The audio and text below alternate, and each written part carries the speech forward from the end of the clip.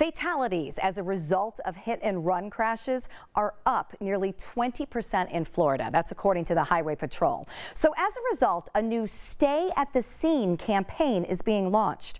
In today's Injuries Are Personal with Carl Reynolds Law, attorney Carl Reynolds joins us via Skype to discuss the serious consequences of leaving the scene of any accident. Tough topic, but an important one, Carl. It is.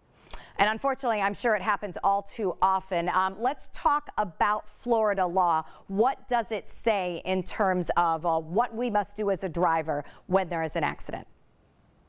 If there's an accident with any property damage or injury involved, you have to stay at the scene. You report it to law enforcement and remain at the scene until law enforcement can come and investigate. So that's the law, pure and simple. Okay, now from your point of view, when you're involved with helping somebody who most likely is dealing with a hit and run situation, how does that impact the kind of information that you can get to protect your client? Sure. So there's a presumption potentially of negligence and fault if you're involved in a car accident and skirt the scene, try to take off and leave the scene. For one, you're in violation of a criminal act. So the campaign talks about it's actually a felony.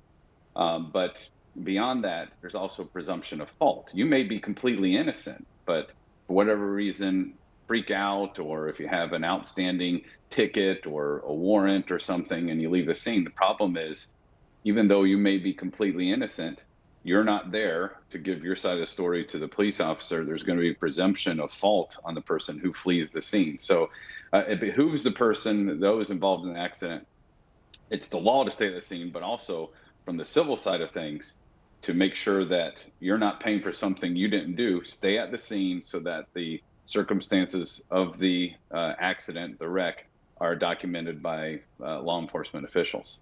And for people who make the bad choice to not stay at the scene, you know, for whatever reason, or maybe they didn't realize there was an injury, how, from a legal standpoint, does that then come into play as you are making sure that your client is taken care of? Sure. So nowadays, there's cameras all over the place.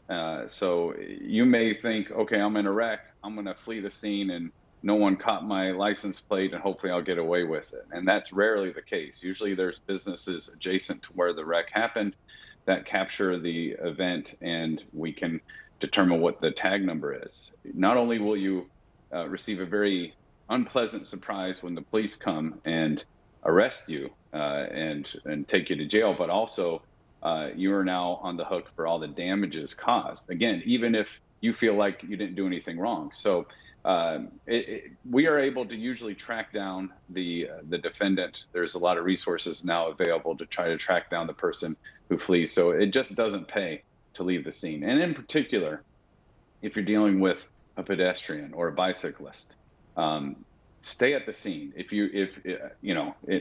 Even if you were in the process of committing some sort of crime or were drunk or whatever, it's 10 times worse if you flee the scene and they catch up with you later. Stay at the scene. Just as a human being, stay at the scene and try to help the individual, especially if there's serious injuries. Call for the police and give your side of the story. It's always better to come clean and be truthful and stay at the scene rather than try to leave and then get caught later. Do you think people would be surprised if they realized or saw the actual numbers on how often this happens? Oh, I think they'd be shocked. It happens far too often, and sometimes with very devastating consequences. And then the reverse is true. We've also typically what happens in a catastrophic loss is our office will request all the 911 calls, and some of those have been very harrowing, talking about pedestrians getting hit, and some of them, unfortunately, far too many losing their lives.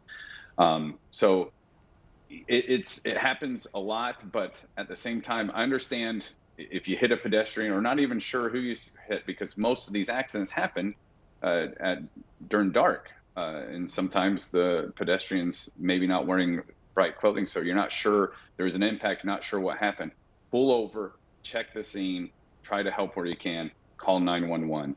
always goes better for all involved, and potentially you could save a life because that person that was hit, if they get life-saving measures quickly, the statistics go way up for survivability.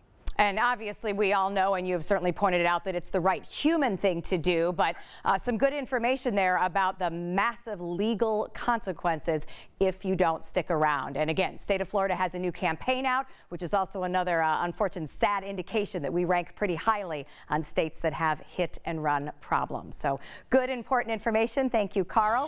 For more information about any legal questions, you can always go to injuriesarepersonal.com. We'll be right back.